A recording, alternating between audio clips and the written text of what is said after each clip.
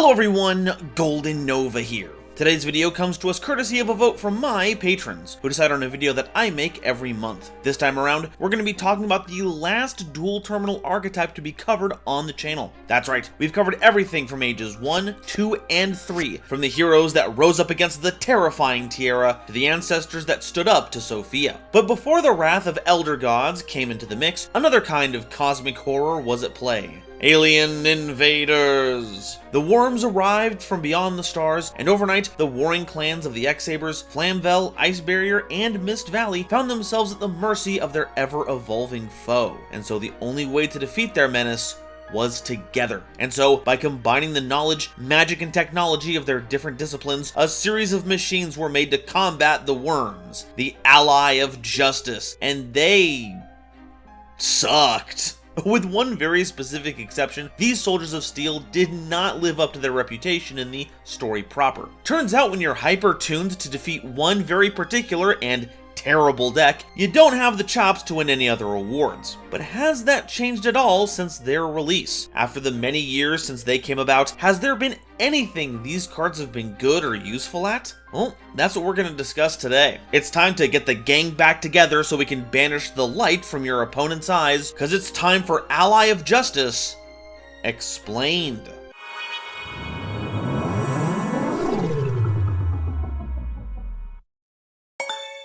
So what's the deal with Ally of Justice? Well, they're a series of dark attribute machine type monsters, and they have a hatred for all things worm related. This means many of their effects are defined by being either anti-light or anti-face down, though not both, because it's hard to have an attribute while you're face down. The problem is that despite being outrageously situational, the payoffs are still bland at best. Bit of a spoiler, but one of them is a 200 attack boost. It's pretty grim out there, folks. Take, for example, the theme's normal monster, Ally of Justice Clausulus, a level 6 monster with 2300 attack and 1200 defense. A mighty monster in Mist Valley, and the ultimate weapon designed by Claim Soleil's. Its surprise attacks from above baffle invaders. Yeah, we've got ourselves a 1 tribute normal summon, so not only do we not get any effects, it also doesn't even stand up to any monarchs, so it's a bad value proposition all around. If the archetype had ways to summon out on theme members quickly and cheaply, we'd have a solid big monster to jumpstart our Synchro plays. But its biggest contribution would be foreshadowing a much better Mist Valley adjacent Synchro monster, and an even better ritual. Whoever this Claim Soleil's inventor is, they better get back to the drawing board. No wonder they didn't get any mentioning in the Living Lore of Duel Terminal series. Also, to make sure we've got all the lore pinned down, we should also cover Ally Mind, a level 5 normal tuner monster with 1800 attack and 1400 defense. A high performance unit developed to enhance the artificial intelligence program of the Allies of Justice. Loaded with elements collected from a meteor found in the Worm Nebula, it allows for highly tuned processing, but its full capacity is not yet determined. This can do a solid job of bridging the gap into Ally of Justice's higher leveled synchros, but not only is it another monster you have to tribute for, it wouldn't even benefit from any on-theme support even if it did exist. That being said, keep an eye out for that eye segment, because that and the gold crest are gonna be some iconic imagery for the theme later on. But for now, feel free to pull up with your favorite tunes and plug in, because this thing has every cable format you can think of. aux, USB, DVI-D, the whole works. The clubs in the Worm Nebula must be absolutely feral. Alright, now it's time for the effect monsters, but while we're talking about only related ones, let's keep this train going along with Ally Salvo, a level 2 monster with 400 attack and 300 defense. And when this card is destroyed by battle with a light monster and sent to the graveyard, select 2 cards on the field and destroy them. See? It's a dark, it's a machine, it punishes light monsters. That thing in the background even looks like a big funky alien. This is an Ally of Justice for sure. And it looks like they're trying to give worms a piece of their own medicine, lying in wait face down for one of them to trip over this and give those wet puppies some of the old 2-for-1 treatment. Or if you're feeling bold, you don't even have to wait for them to come to you. Just go on the offensive, crash this into a bigger light monster, take some life point damage, and get the trade on your own terms. How about you ponder some of these orbs, chumps? Okay, real Ally of Justice time now. Nothing but Ally of Justice until we're all done here. Kaiba Man is a level 3 light warrior monster with, oh, wait, this isn't, oh, Right, this old yarn. So you might have heard through the grapevine that Kaibaman's original OCG name is Kaibaman, the Ally of Justice, owing to the fact that their full original name contains Saigi no Mikata, which translates to Ally of Justice. But the archetype proper is Arai Obu Justisu, which uses Japanese phonetics to mimic the English phrase. So while both cards are Ally of Justice, because they don't share the same spelling, they aren't in the same archetype. Just a fun little bit of trivia I thought y'all should know, but time to get back on track.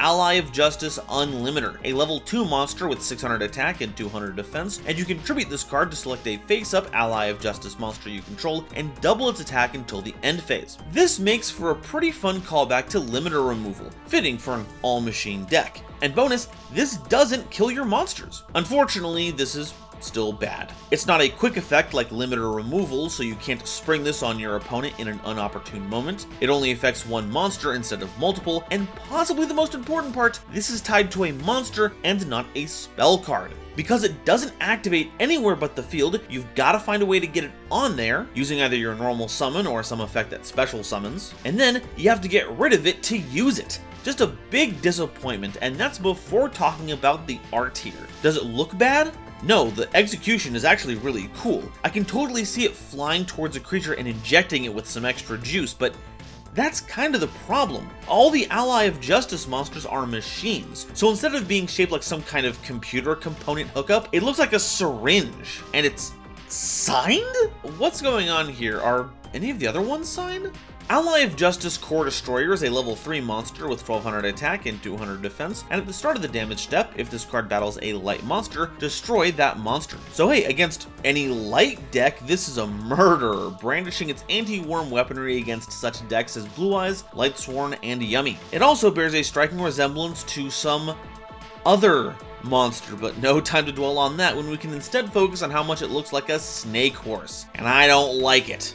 Ally of Justice Cycle Reader is a level 3 tuner monster with 1000 attack and defense, and during either player's turn you can discard this card to the graveyard, then target up to 2 light monsters in your opponent's grave and banish those targets. Okay, I'm dropping the bit sooner than I would have liked, but surprise, you're looking at one of the more usable Ally of Justice monsters, at least during certain metas. It's basically a DD Crow that gets you double value as long as you're only going after light monsters. And I can think of at least one format where this was very, very important. Blue Eyes. When that deck was running all over the place, this was a great way to snipe big dragons out of the grave before they could be revived with cards like Silver's Cry, as well as shutting off Whitestone of Ancients before it could properly resolve. It also had the benefit of sideswiping any other random light monster decks that focus on the graveyard, which meant it also lined up pretty well against the ABC Dragon Buster suite. So all in all, this is a surprisingly usable card that sees play more often than you might think because it targets one of the most popular attributes in the game. Turns out, the average value of this ass deck is brought up by the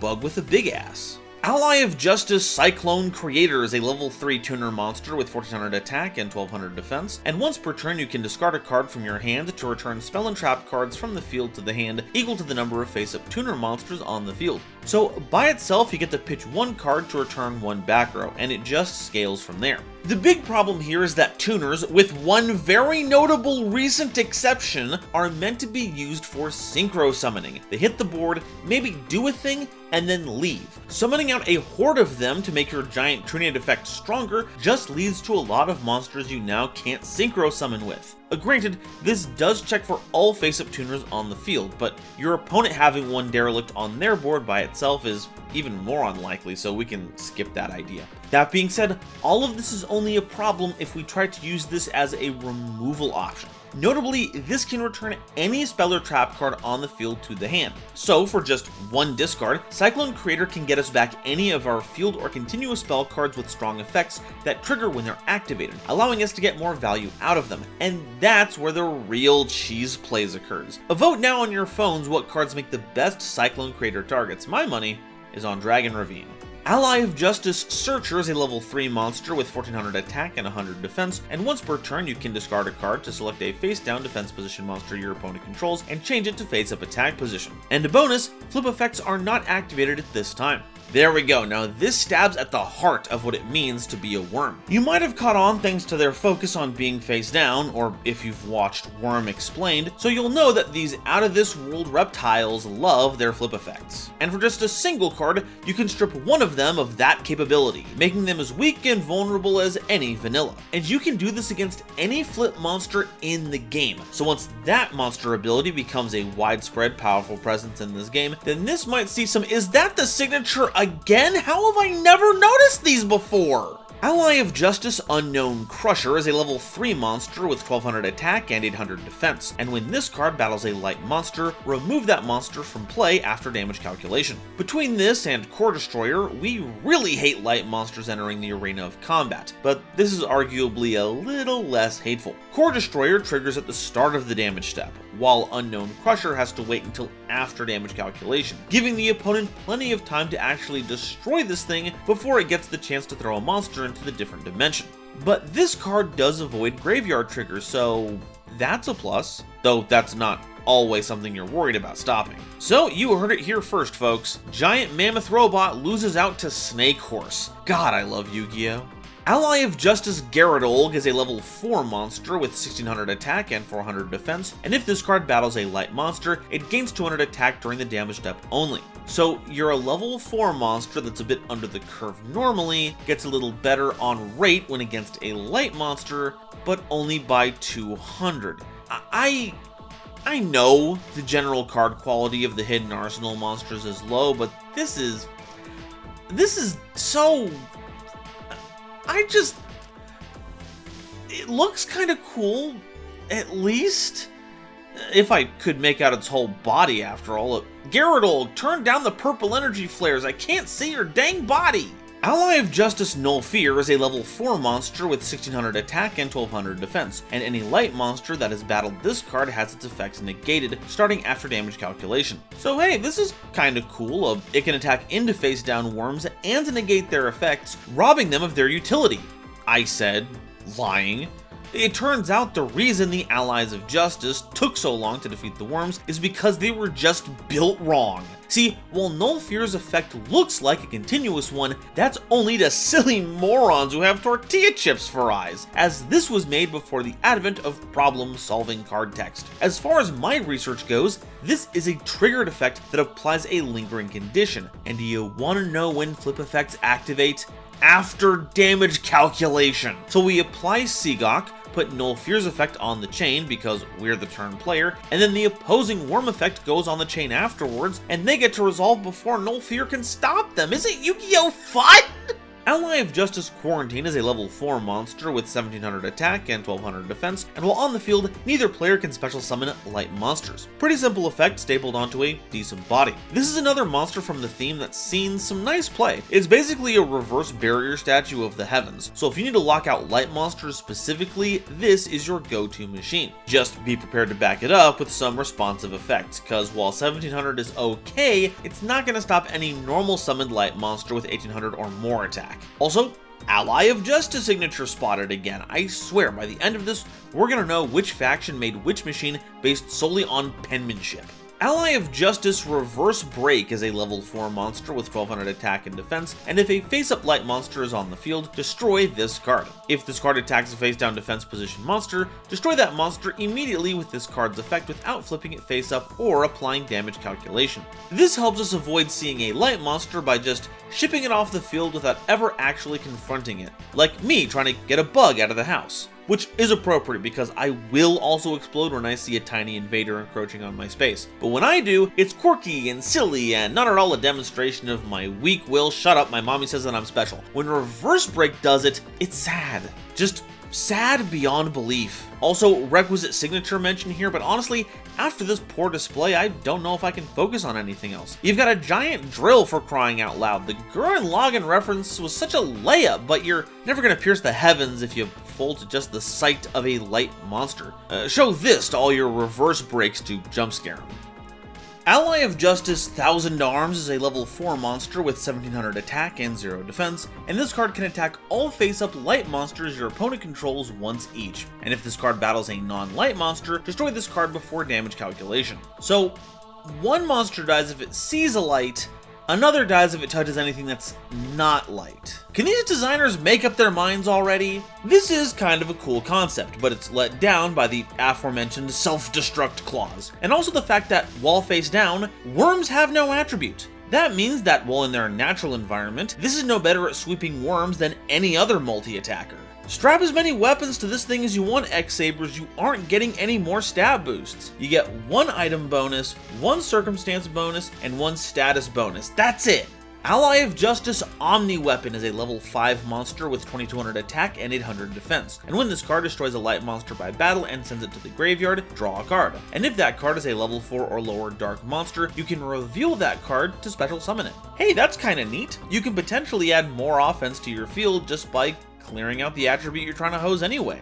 And even if you whiff the summon, you still get a draw. Just wish there was an easier way to deploy this. It's also kind of funny that this summons dark monsters regardless of type, when the 4 component clans avoid light and dark attributes at all costs. Though this does mean it can synergize with future Gen X support, so that's nifty. The signature search here also yielded an unexpected result. The initials are more professionally applied here, like they were printed instead of being drawn on. But by looking at it, I got a better understanding of the structure of the creature itself. For all my life, I thought the orb was meant to be the head of the machine, with all the arms and weapons branching out from that. But now, I see that this is a floating battleship, and that orb is the bow. There's a command tower near the back, and that does have a face. To think, it's been looking at me this whole time, and I've just been staring at its balls.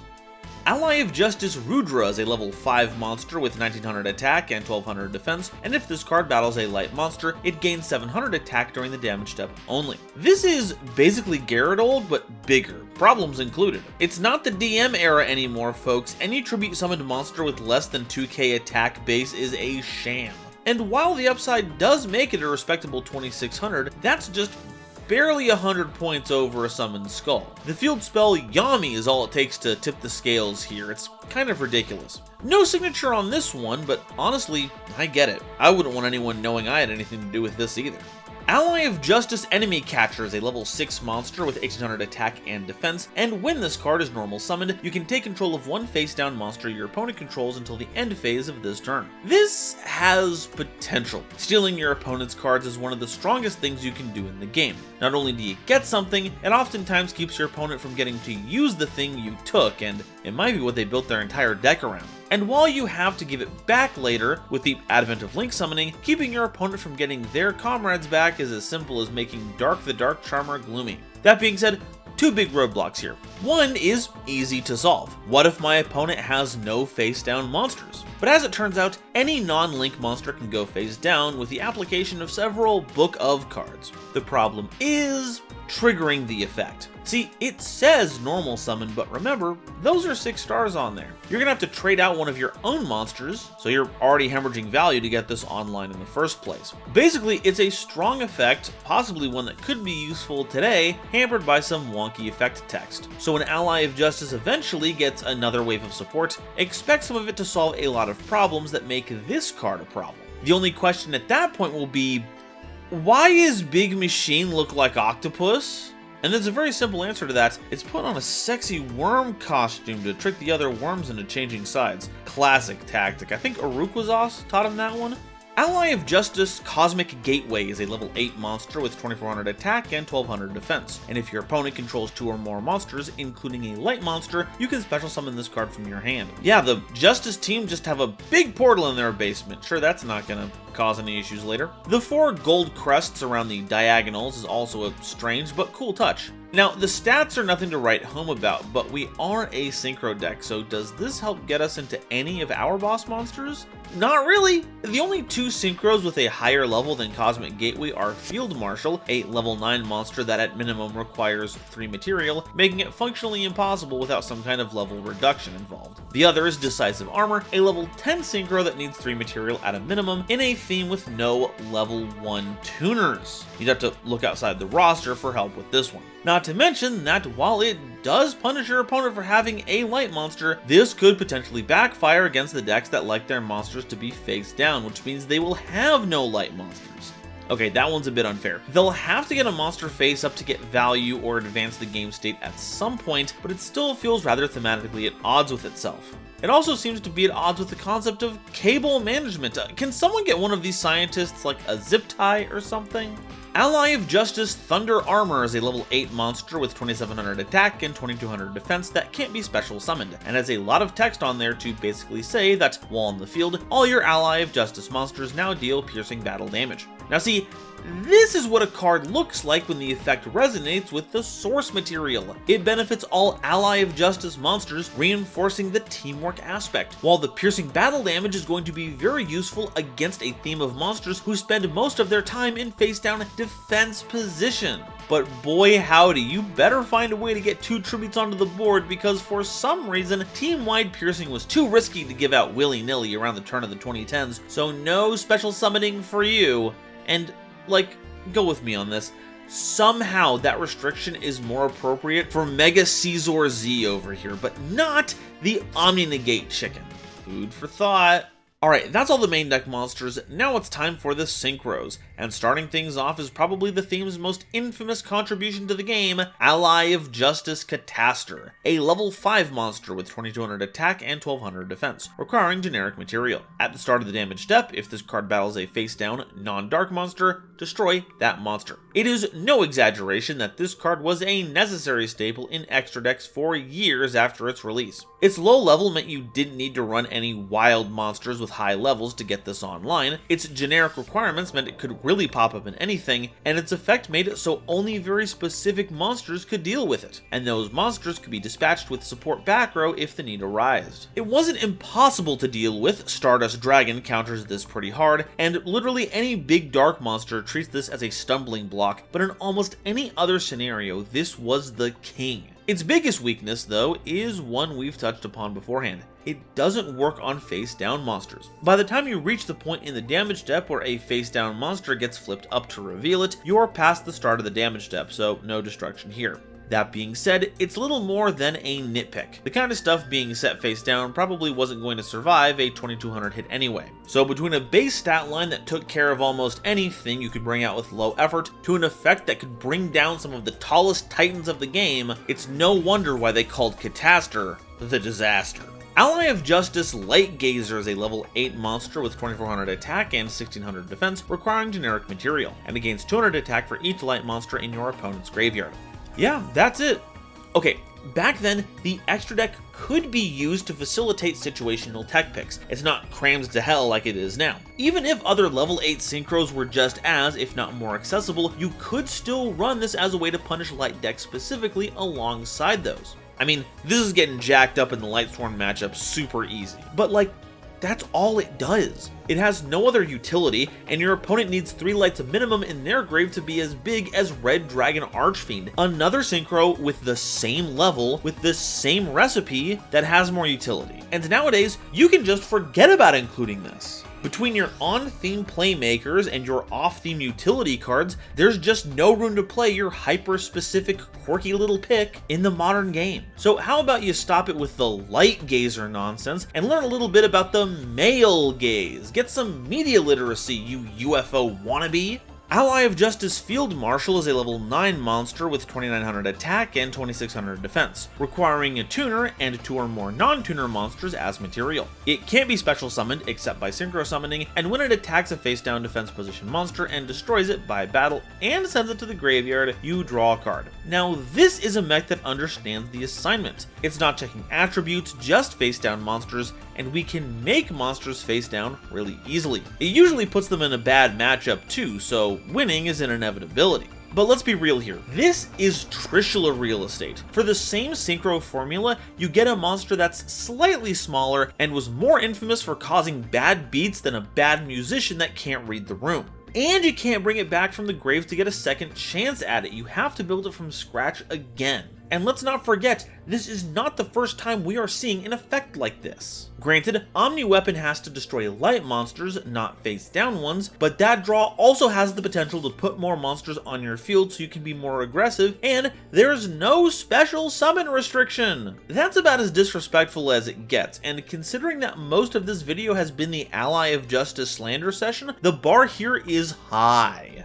Ally of Justice Decisive Armor is a level 10 monster with 3300 attack and defense, requiring a tuner and 2 or more non-tuner monsters as material. Once per turn, if your opponent controls any number of face-up light monsters, you can activate one of these effects. Either select a set card your opponent controls and destroy it, send a card from your hand to the grave to destroy all spell and trap cards your opponent controls, or send all cards in your hand to the graveyard to look at your opponent's hand, and send all light monsters in their hands to the graveyard. Then inflict damage to your opponent equal to the total attack of the opponent's monsters sent to the grave by this effect, which can potentially do a lot of damage. I'm sure a few players have fantasized about activating the third effect only to reveal 3 Blue Eyes White dragons out of the opponent's hand. But honestly, the best thing about that is the hand knowledge. Just make sure you play out most of the cards in your hand so you don't lose too much. The other 2 effects are also okay. Destroying a single set card for free helps deal with some unknowns, while turning a card in your hand into Harpy's Feather Duster is kinda cool, but I am struggling to see how that's thematically appropriate. Worms have 2 pieces of back row support, and one of them is a chainable trap card. Even so, as the ultimate anti-worm weapon, it's got the presence, and makes for a good basis that Gen X will build on later for their ultimate weapon, so it does pass the vibe check. Just don't mind what Necroz is gonna do to it, otherwise it'll go from super to scrap in no time. So that's all the Ally of Justice cards, but what do we do with them? Well, if we think a little outside the box, all kinds of things. Like we could bury them, drown them, let your pets treat them as chew toys. As for how to use them in the actual game, that's a lot trickier. A Herculean task, you might say. Our primary focus should be on Dark Machine support. Hopefully some starters or enablers can help us do something, as well as ways to extend our light and face down hosing capabilities to other monsters that would otherwise be unaffected. So what can we play to help them out? Let's start with the aspect we're in most control of, supporting Dark Machines. Orchest Crescendo tutors up any Dark Machine monster while it's in your graveyard, but is attached to a far superior archetype. And even if you wanted to mix Ally of Justice with Orchest, you'd be hard-pressed to find a formula that wouldn't have Orchest just taking over the deck list. Black Salvo was something that came to mind when brainstorming, but it only got level 4 Dark Machines, and since we have no level 7 Synchros, bringing back Null Fear isn't getting you anywhere, at least on theme. Although we do have that retrained Dark Strike fighter coming out, there might be something to that. Wait, what do you mean it only works on face-up monsters? When it comes to introducing face-down monsters, we do have a lot of tools for that. Between Book of Moon, Eclipse, and Lunar Eclipse, we have a lot of quick ways to remove text from cards. And if we don't mind waiting a few phases, Destructive Daruma Karmic Cannon guarantees the whole board is going to be vulnerable to reverse break. And if you want to lean more into those books and don't mind breaking more out of theme, Sphinx of the Cycle is a great way to get value out of those book cards, while granting you recursion for both itself and Book of Moon. The hardest thing to do is guaranteeing your opponent has light monsters to punish, but even if they don't put any in their deck list, we still have ways to force the issue. DNA Transplant is probably the most direct way to handle it. Just call light, and now Thousand Arms goes from liability to liable to cause a lot of damage. And at that point, you can also run Light Imprisoning Mirror as a pseudo skill drain. It's fine, most of your effects are trash anyway. Losing them isn't a big deal. But if you want to be more specific with your changes so you aren't hitting everything with the Bloom Lighting, Gen X Ally Changer can pick any monster on the field and change its attribute to anything.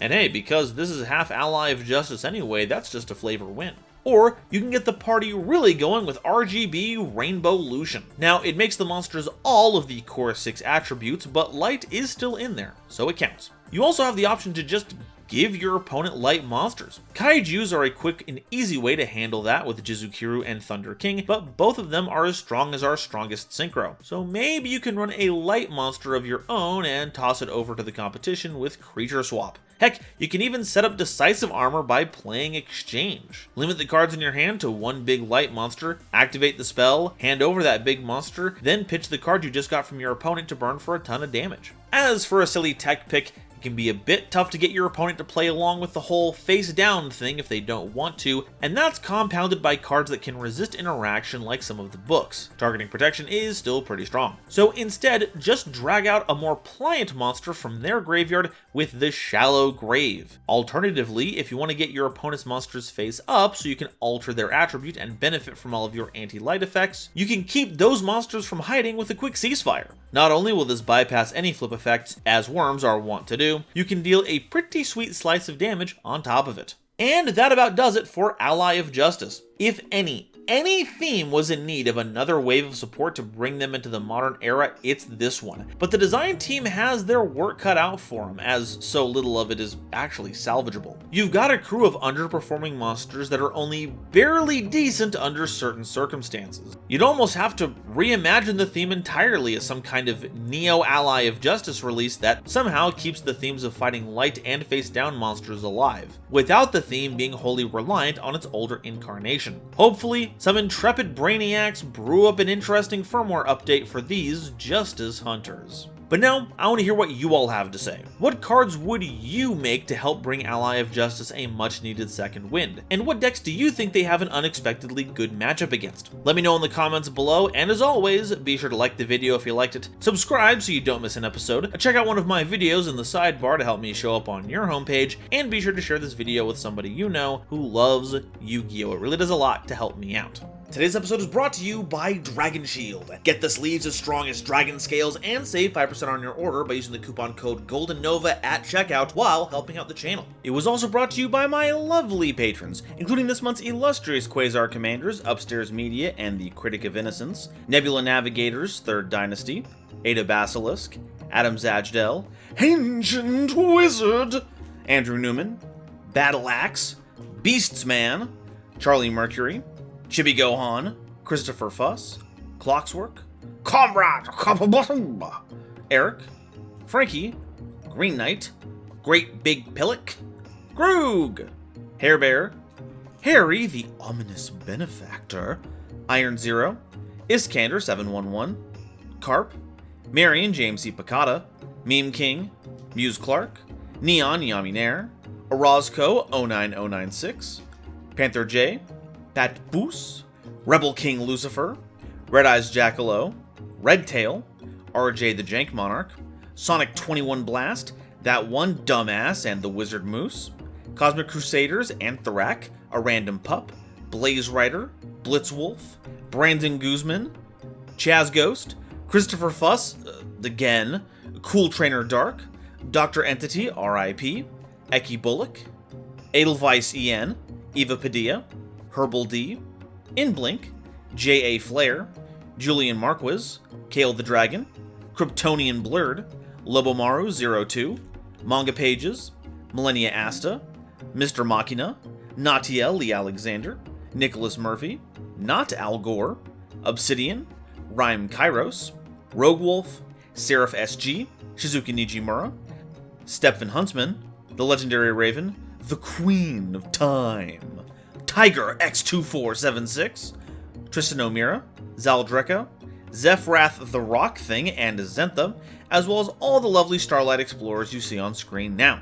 If you'd like to help me in my journey to cover all of Yu-Gi-Oh's archetypes, get my videos early, be a part of these credits and other awesome perks, it would mean the world to me if you would check out the link to my Patreon in the description or consider joining as a YouTube member. And if you'd like to see how the Ally of Justice monsters were a lot more effective in canon than they ever were in paper, check out my series The Living Lore of Duel Terminal, where I cover the events of the Hidden Arsenal storyline. Thank you all so much for watching, and I'll see you next time. Bye-bye.